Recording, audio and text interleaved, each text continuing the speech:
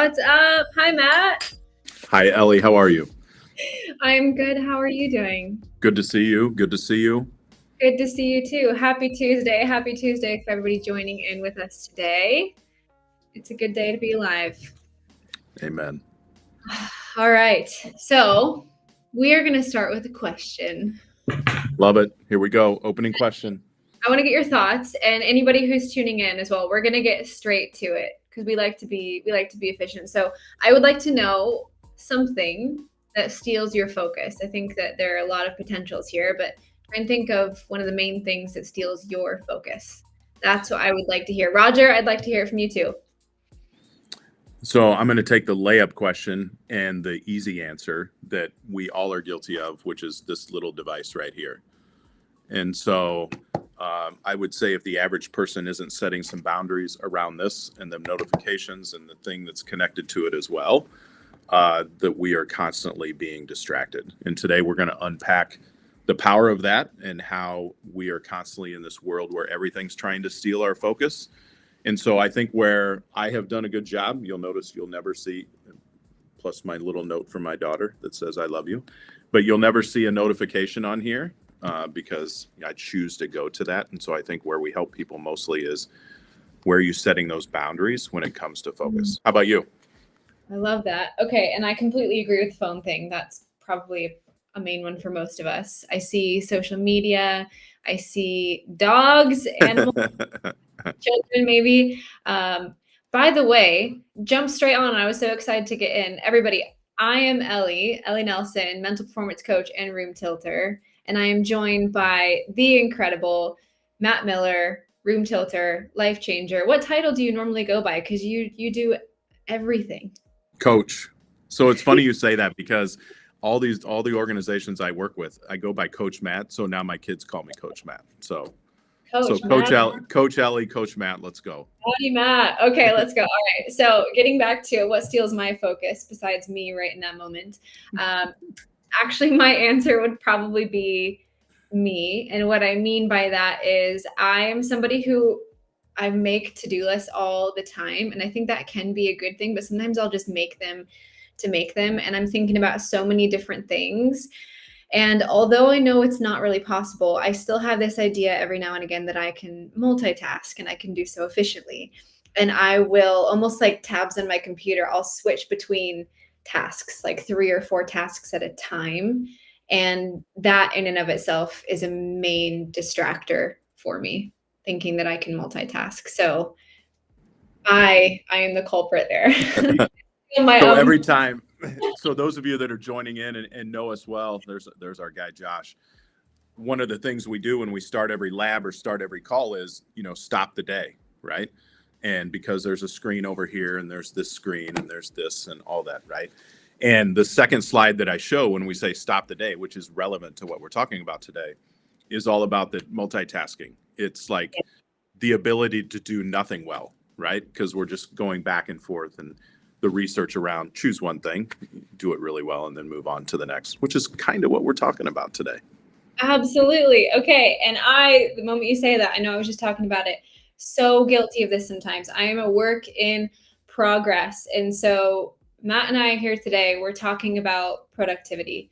We're talking about how to combat distractions and the life that we live in being full of distractions. That's something that we've taken some information, stuff that we've worked on ourselves, research that we found, and we want to be able to share it with everybody listening in a tangible way, because we know that it's real and we're all works in progress. So let's get into it, shall we? Let's go. And the serendipitous thing about today is Ellie was the main lever in the research around this today.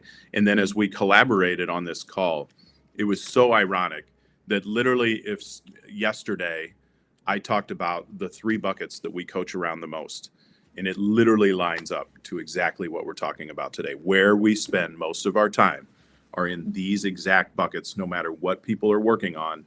It usually falls into these 3 that we're talking about today. So I'm excited. That was not even planned. So I think it just shows how relevant it actually is and how aligned we are. Okay, so I was doing some research and I found this concept called attention deficit trait. And it's more the concept itself as opposed to like a diagnosis of any kind. So I think most of us have probably heard of ADD or ADHD, right? Something that's diagnosed, something that can be genetic. And so you're somebody who's got you're typically and more naturally quite distracted, and the world we live in probably doesn't help that. But for a lot of us, if we think about 50 years ago, 20 years ago, even, we did not have nearly as many distractions as we do now. They are constant, they are everywhere. And it is the world that we live in. Mari, thank you for throwing that on the screen. And so, the way I want to pose and introduce ADT, so attention deficit trait, it's really like the mental traffic jam. It's the result of the environment that we live in today, where we have all this stimulus, all these things pulling our attention.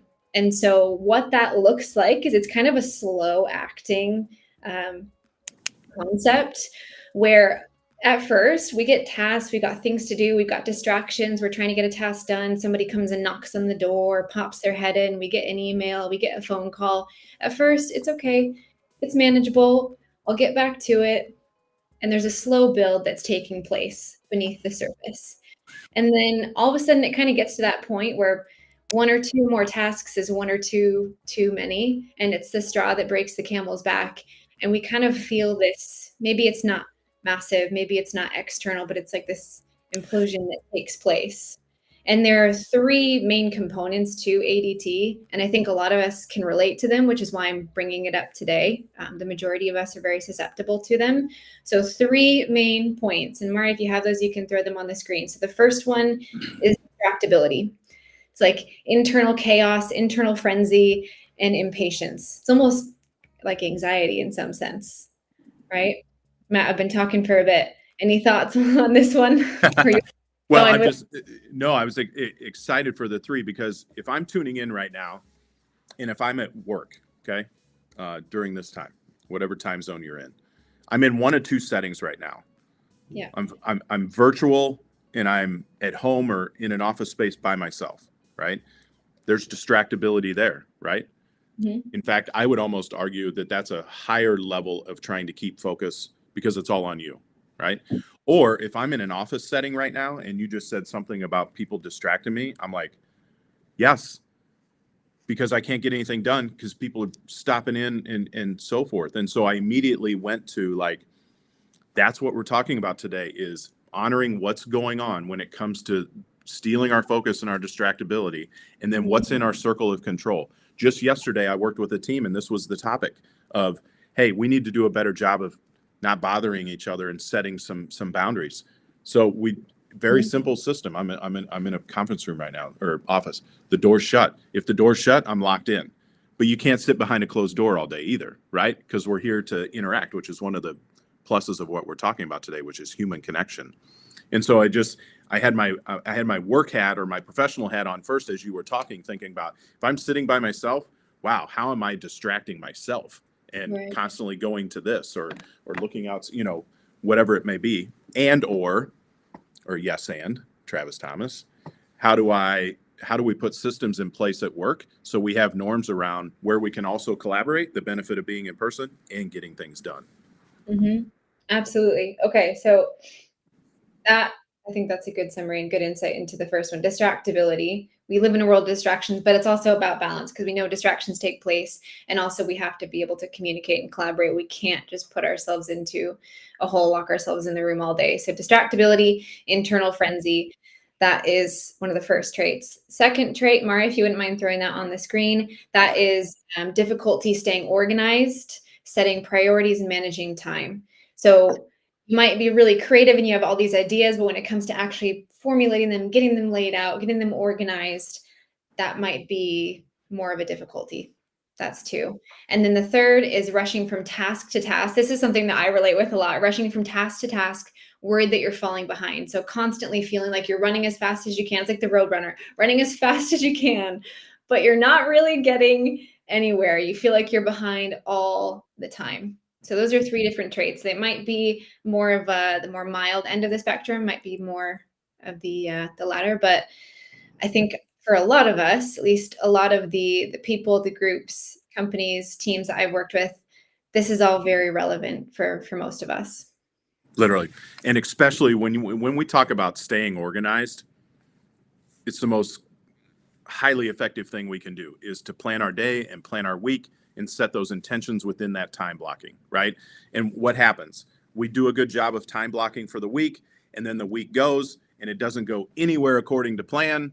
So then on our minds, we're like, why am I wasting time organizing my week and time blocking? So then you don't, and then it gets worse.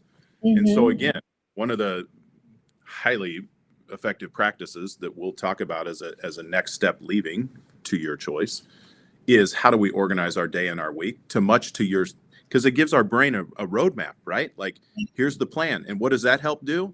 Helps with anxiety. It helps when we get stuck. It keeps us in that neutral mindset to see what our next steps are each hour of the day. And so that staying organized actually helps us with that task to task, because we're like, okay, I committed from 11:30 to 12 to be on this live. And then from 12 to 1 o'clock, here's my block. And setting those intentions, which I love, we're getting into. Okay, those are the three. Those are the three. Then what are the next steps when it comes to those three? So for those of you who are tuned in, who are like, I'm not totally sure yet, don't know if that's me, that's okay. Hang tight, because this is still going to be relevant, and I think you'll still have a takeaway. I'm going to give you some statistics first, because I found these and I think they're really insightful. I've got a couple written down, but I'm going to take one or two. So 50% of employees reply to emails immediately after receiving them and spend 10 minutes doing so. Okay, so oftentimes, whether it's an email, whether it's a text, we're constantly receiving them. But for a lot of employees, a lot of people that might be in your teams, we're immediately thinking, oh, it popped up, I better respond to it. I got a Slack message, oh, popped up, I better get back to it. We feel a sense of urgency around it. But when that happens, after we respond to communication, it takes an average of 10 to 15 minutes to return to work, and another 10 to 15 minutes to reclaim any level of focus. So just because you've switched from responding to the email back to your task doesn't mean you're immediately fully in your flow and in your focus. It actually takes your brain about 10 to 15 minutes. So from when you left that task to respond to your email and then returned, 20, 30 minutes have gone by to get you fully back into focus. How much time, I don't want to say wasting, but how much more efficient, let me reframe that. How much more efficient could we be with our time if we knew those facts? And it reminds me, I always like a good book and a book recommendation. So I'm going to throw out the book Stolen Focus. And it goes into that stat and all the others about if we don't protect our time and we don't have boundaries around our time, the time that is wasted. Because what is everyone tuning in right now guilty of saying? I don't have enough time. Yes, you do. It's how we're prioritizing our time in the same 24 hours that you have, that I have, that everyone tuned in has. And so what are the boundaries around that when it comes to those stats? And so great book if you're looking for one, but it is all about that. And I just have to say, it's a huge pet peeve of mine. And so people that I coach one-on-one, I have their weekly calendar that they have time blocked for the week. And I'll purposely sometimes, let's say it was you, Ellie, I would purposely see that from 9 to 9:30, you're supposed to be locked into a certain task. I'll purposely text you, one of my clients. And if you respond right away, I'll be like, weren't you supposed to be locked into something right now? Why are you responding? Did your phone ding? Did it buzz? What's going on here? And so they know now, like, I'm going to check on them so they know not to respond. They still might be peeking at it. But what are you doing to set boundaries around not letting the distractions pull you away from what the research you just said says? Okay, so what are you doing? That's what we're going to dial into. Now, I know the time has come. And by the way, with those stats that I mentioned, I will drop the link to those in the chat, to the research. So if anybody who's interested can have a look. I'll do that afterwards, not right now. So again, we're going to stick with the rule of threes. We've got three kind of preventative measures, and we're trying to take quite a holistic approach to them. And Matt and I align quite well on these, both in our lines of work. So how to proactively tackle it. First and foremost, promote a positive environment. Now, what that looks like, we will get into shortly. I'm going to give you number 2. Take physical care of your brain. Take physical care of your brain. And third, Mara, if you could throw that on the screen, organize. Organize for ADT. organize. So we will get into that last. So let's dial into the first one, promote a positive environment. So when we talk about a positive environment, what does that look like? Matt, what do you think? Well, some of the research you touched on that is so true, and I talked about a little bit of being in a physical space with people or being virtually by yourself, right? Is that human connection. And I love the research that you provide that we'll be providing others later is about the need for that. And so two systems that I have in place that I'll share, and then I'll let you add on to that, is I keep a list of my most important people. And when I'm feeling that I need that connection or my day just isn't feeling right, I grab this and take a 5-minute break and I reach out to somebody. You're one of those that I know I could easily reach out to if you're not on the field or in a million different directions that you're headed as well. And hopefully I'm not pulling you out of what you're supposed. I know I could call Josh Lifrak. And in fact, he's a caller, not a texter. I know that. I could call him right now and he'd be like, "Hey dude, I'm on a live with you." But like, I know he's the guy. So the second thing to that is keeping your list of people, but really who's your one? Colin Henderson talks about having a mentor, right? Who's your mentor? Who's your accountability partner? Who's your coach that you can just truly count on to reach out to just connect? And so your research around that I loved was just that human connection. So how about you? Anything else practically when it comes to this positive environment? So I am thinking it from two different components because I'm working in a couple different areas. So I work with a team full time, which is why I've got a tactics board in the background. And when I'm working with the team, I'm around the staff, I'm around the players. And although when you show up, you're doing your job and you're executing your role. And so you're quite focused on the work that you're doing. That human connection, like you said, is really important. So when we talk about having a positive environment, promoting a positive environment, it's about human connection. And so when I'm at the training ground and with the staff, I might be heavy in work. I might be heavy working with the team, doing something. But after a couple hours, I try and be intentional about just crossing paths with someone and having a conversation. Like I've made it a point when we're in the canteen, the lunch area. So when all the players and the staff are having lunch, I'll go and talk to the chefs for a while and just like ask them how their day is going.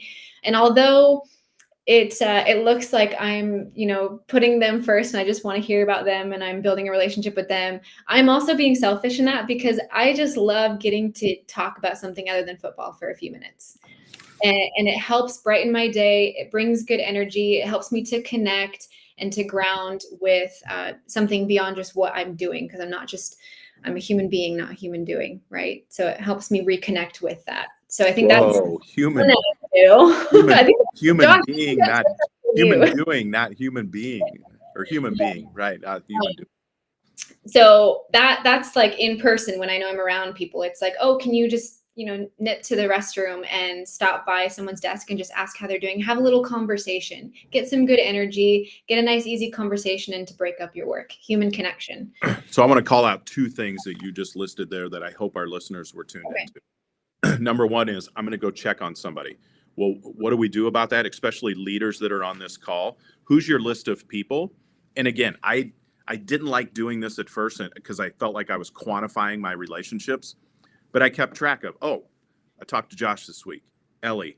And once you start keeping track of that throughout the week of your most important people, you realize, I haven't talked to Roger in a while. So what does that help me do? Go connect with Roger. So practical step, keep a list of your most important people in front of you and go check on them and keep track of that because it'll push you to the ones that you're not connecting with. And I love the second thing you said. How was your weekend? How's the family? When's the wedding? Josh, how are the kids? Like don't talk about work all the time. Yeah, honestly, like I was talking to one of the players today and I was like, would you ever do an Ironman? And we got into a whole conversation around how she's done triathlons before and she used to do Taekwondo. Never knew that. Never would have found that out if I didn't just ask a random question and have a conversation that was outside of football. So connection is really important. By the way, those of you tuning in, everyone's looking for the silver bullet of culture and climate. It's getting people together and just talking, just like you just did. Because I do that activity every time I'm with a group of people and be like, stand up, hand up, pair up with somebody you haven't talked about in a while.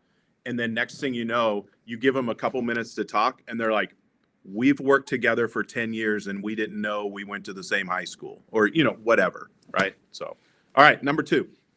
Well, I'll briefly say one thing about the last point, because I think a lot of ours were around connection, or at least mine was around connection in person. If you're somebody who works in isolation, then it's even more important for you to find and reach out and connect with other people. So that might be more challenging for you to do. But for people who are constantly isolated, they can tend to have higher levels of stress and anxiety. And so I think those two can be quite correlated. So you having your circle, having your person, like Matt mentioned, I think that can be crucial. So that's number 1, promote positive environment. Number 2, take physical care of your brain. Health is wealth. Health is wealth. It's so big. And I know that we talk so much about mindset. Well, that's what we do. But mindset has to do with the brain. If your brain is not healthy, how are you supposed to flex that muscle? How are you supposed to be strong? Are you taking care of your physical brain? So a couple components of that would be sleep. How much sleep are you getting? Are you getting adequate amounts of sleep? If you're not, it's linked to poor decision making, more irrational decisions, I guess I said poor decision making already, but like reduced function, like just normal functioning of the brain. I've got some stats I was going to go look, but I won't bore you with them even more. So taking care of your brain health through sleep is massively important. Nutrition. What does your nutrition look like? Are you giving your brain what it needs? Are you giving your body what it needs? Those are 2 huge components. Matt, do you ever talk about that stuff with principles with different environments? Literally had my top 10 clients in mind, and 8 of the 10 were literally focused on their sleep hygiene, because we know the morning routine leads to a great morning, leads to a great day. But how's the morning routine start? With sleep. And where does sleep start? With an evening routine that gets you in bed earlier, right? My kids make fun of me all the time. I start heading upstairs at about 8:30. Why? I need my sleep. And it took me 50 years to realize that morning people are some of the most highly effective. And so I've made some huge adjustments to exactly that, is sleep that leads into your morning routine. And I know you're great at this, but also getting your body moving, and especially in the morning. And so what is a simple step you can take? Because that movement creates the momentum that creates the motivation. Absolutely. Yeah. The movement is really what it releases, like the feel good chemicals in your brain. So dopamine being one of them, I think epinephrine. So it releases these feel good chemicals in your brain that keep you motivated.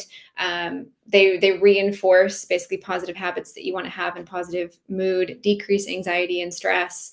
So all of these things directly impact your performance, directly impact productivity, and it's good for your body. Health is wealth. Health is wealth. Those are 2. So take physical care of your body. And the first one, promote positive environment. Number 3, what is number 3? I want to say, what's behind door number 3? Organize for ADT. Organize for ADT. So this is one that I think, Matt, you are an expert in. Me, I'm probably more of a work in progress, but I've got some tips and tools. So do you have any tips when it comes to organizing proactively from a productivity standpoint? Well, everyone that commits to working with me as a coach, and I brought it up on my phone, is we time block our week. And there's the day, there's the week, it's hour by hour. And everybody, again, could look at that and be like, that's simple and so forth. But we know we're in charge of our schedule. We need to have a plan. We all make a to-do list, right? But where is that to-do list? Where's the time commitment to those? The to-do list doesn't get anything done.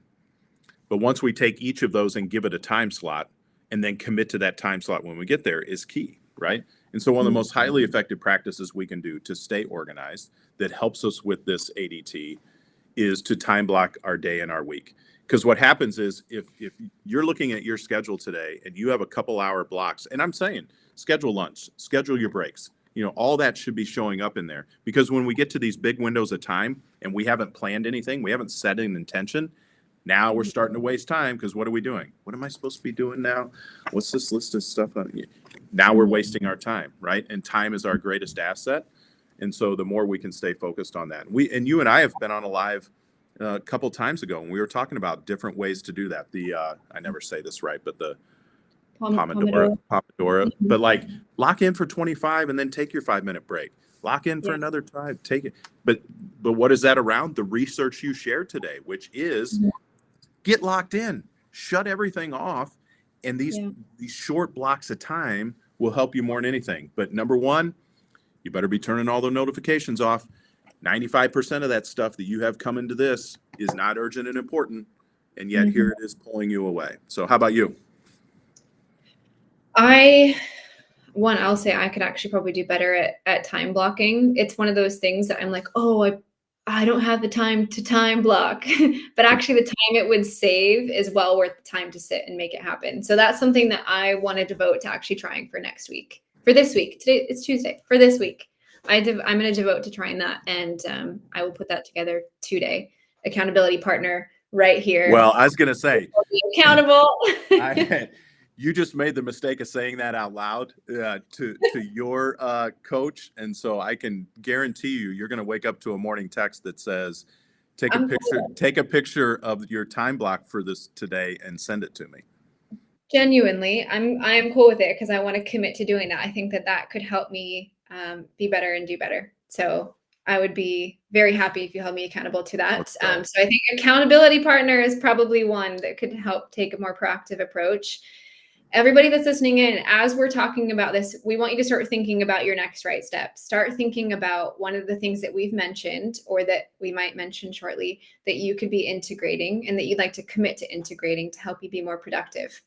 So I think for me, prioritizing tasks is really important, like having a set of non-negotiable tasks and not just having this endless list that I know is not realistic to accomplish in one day. So setting like 4 or 5 as priority tasks, but then also, what is it called? Like eating the frog first. I've not actually read the Yep. book. Yep. Yeah, right. Doing the So like hard things first. the hard things first, the task that I know is going to take the most brain power. I know that I have the most of that in the morning. So tackle that task first thing instead of saving it until later, because there is a small voice in my head every now and again that's like, "Oh, that's the really hard one. Let's just do that a little bit later and it'll be fine."